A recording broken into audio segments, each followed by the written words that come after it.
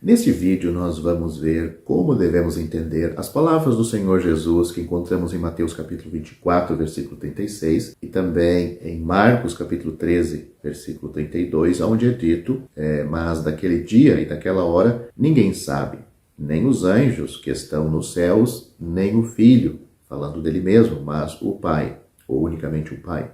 Este versículo, às vezes, é citado por aqueles que dizem ou querem dizer que o Senhor Jesus foi apenas um grande mestre, um grande profeta, ou no máximo, um anjo muito especial, mas que ele, o Senhor, não era nada mais do que uma criação de Deus. Ironicamente, a declaração do Senhor aqui contradiz a afirmação deles. Ele, o Senhor, primeiro disse, nenhum homem. Depois ele disse, não, nem mesmo os anjos que estão no céu, implicando ou querendo dizer que os anjos são superiores à humanidade. Ele então acrescentou, nem o Filho, reivindicando um lugar de superioridade tanto para a superioridade do Senhor, tanto em relação ao homem, quanto também aos anjos. Em vez de sugerir a sua mera humanidade, a mera humanidade do Senhor Jesus, a ordem das palavras de Cristo coloca o Filho como superior a todos os seres criados, terrestres e celestiais. Aqueles que sugerem que ele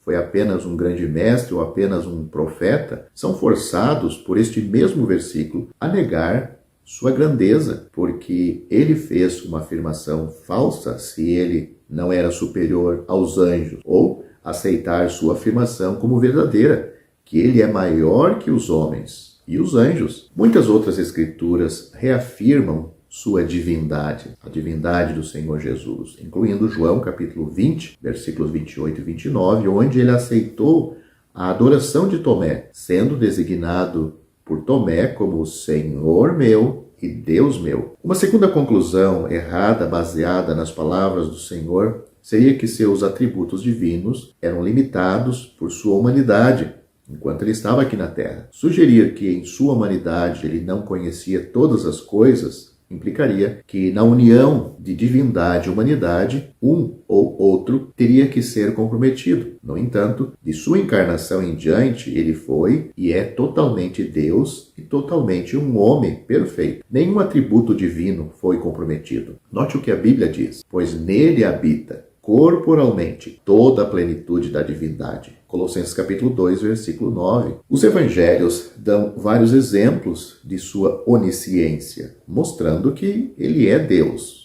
o Filho eterno. Leia João capítulo 2, versículos 23 a 25, capítulo 6, versículo 64. Também leia Mateus capítulo 9, os versículos 3 e 4. Talvez o mais relevante para nosso versículo, tanto em João capítulo 16, versículo 30, onde fala da sua pré-ressurreição, quanto a João capítulo 21, versículo 17, a sua pós-ressurreição, seus discípulos declaram, tu sabes todas as coisas. E nenhum dos casos ele corrigiu esta conclusão.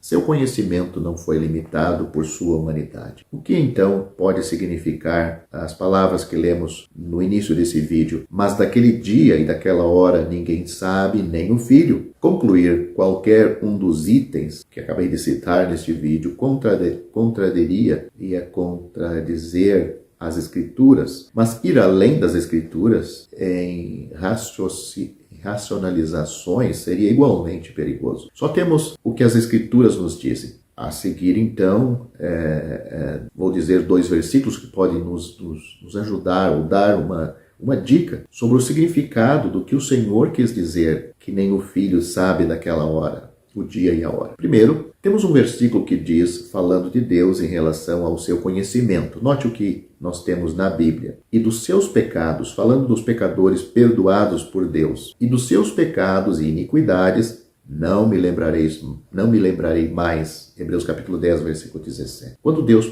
perdoa um pecador, baseado no sacrifício de Cristo, ele tem condições de borrar, apagar de sua memória os nossos pecados. Nosso Deus, onisciente, pode escolher nunca mais considerar algo dentro do intuito do seu conhecimento. Essa seria a primeira opção.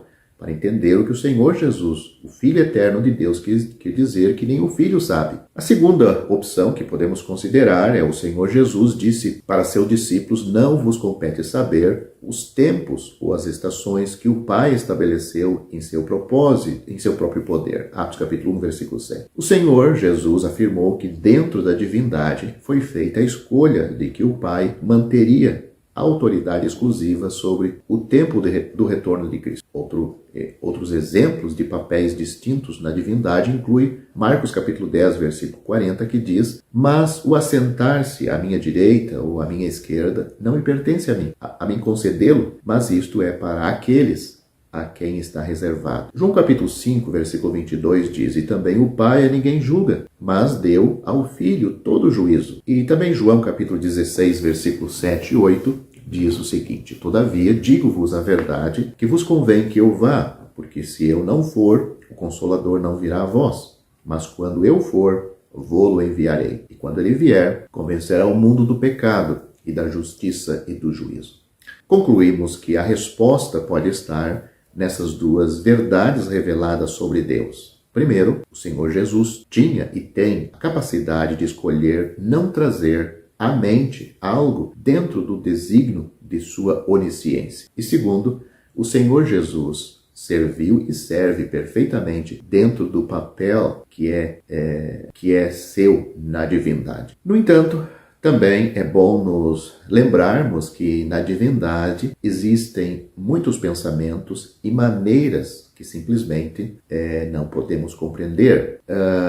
O profeta disse o seguinte, porque o profeta estava falando, ou Deus estava falando através da boca do profeta, Deus estava falando a respeito dele mesmo, de Deus mesmo. Ele disse: porque os meus pensamentos não são os vossos pensamentos, nem os vossos caminhos os meus caminhos, diz o Senhor. Porque assim como os céus são mais altos do que a terra, assim são os meus caminhos mais altos do que os vossos caminhos, e os meus pensamentos mais altos do que os vossos pensamentos. Isaías capítulo 55, versículos 8 e 9. Uma coisa deve ficar clara: as Escrituras têm, existem muitas escrituras simples e claras que deixam o assunto claro a respeito da divindade ou da eternidade do Senhor Jesus em relação como Filho. Ele sempre foi o Filho eterno de Deus, o Filho eterno, o Filho unigênito. E essa palavra unigênito não significa que ele é o primeiro em ser criado ou um ser especial da criação, mas significa que ele é unigênito, é único, é de forma especial. Ele é o Filho eterno de Deus. Ele sempre existiu com Deus, o Pai, como também o Espírito Santo sempre existiram. Existem passagens claras